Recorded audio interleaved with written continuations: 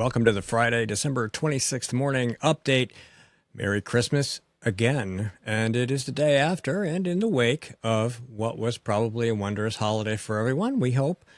We'd like to talk about Christmas, like this Politico article that says Christmas is becoming a new front line in Europe's culture wars.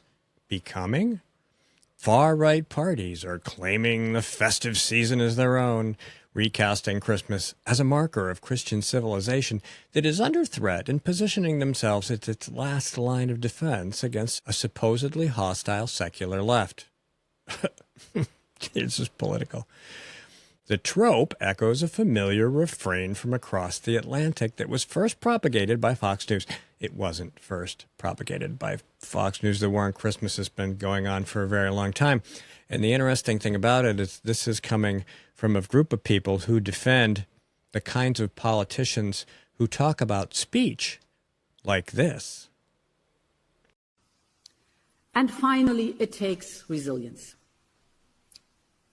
As technology evolves, we need to build up societal immunity around information manipulation. Because research has shown that pre-bunking is much more successful than debunking. Pre-bunking is basically the opposite of debunking. In short, prevention is preferable to cure.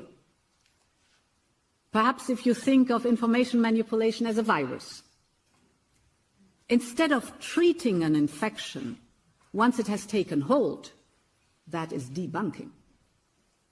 It is much better to vaccinate so that the body is inoculated. Pre-bunking is the same approach. Because disinformation relies on people passing it on to others. It is essential that people know what malign information's influence is and what the techniques are that are behind it. And as the knowledge goes up, our chances of being influenced goes down. And that builds up the society resilience that we will need. Ursula von der Leyen reminding us that speech is dangerous and that the government needs to pre-bunk it for you. You know how that worked out during COVID? That's how it works out every time. We also have, well, as an example, a bunch of Western nations who have canceled Christmas markets and Christmas events. Because why? Well, they're afraid of violence against people who attend those events, basically shutting down Christmas. I don't know if it's a war, but it's an awful lot of battles about the same thing, and that sort of looks like a war. And it's interesting that these progressives, who are really just, I don't know, could we call them Marxists in disguise? They're working their way towards communism through Democrat socialism, and they're talking about controlling speech while arguing that Christians are wrong, that they're attacking their faith, even though we know they are. And then, of course, we have the other examples, like this. Church arson attacks across Europe nearly doubled in 2024, part of a broader surge in anti-Christian hate crimes. The report documented 2,211 anti-Christian hate crimes across Europe in 2024.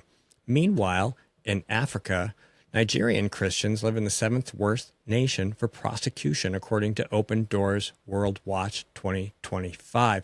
From July 2009 to March 2022, 45,644 Christians were targeted and killed.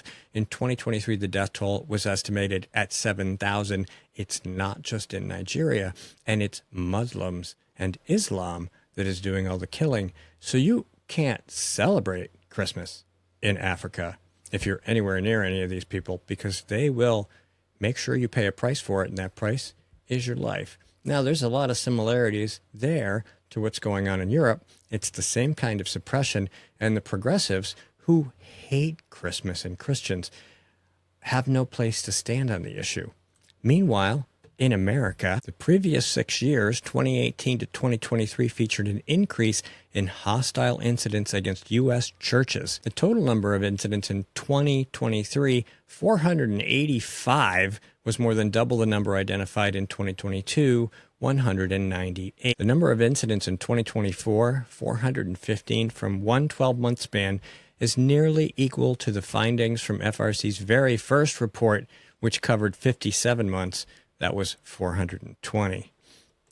There's a lot of this going on. There's a lot of oppression in Africa, and we don't have any famous musicians singing songs about how there's no Christmas there because the Muslims killed them all. And to go back to the Politico piece, they're not claiming the entire festive season for themselves. They're just claiming the part about Christ and that it has to do with Christmas. And it's not just a happy holiday. It's a very important religious holiday, which, if it was a Muslim holiday, Politico and the progressives in Europe would be defending it. It's Friday. We'll talk to you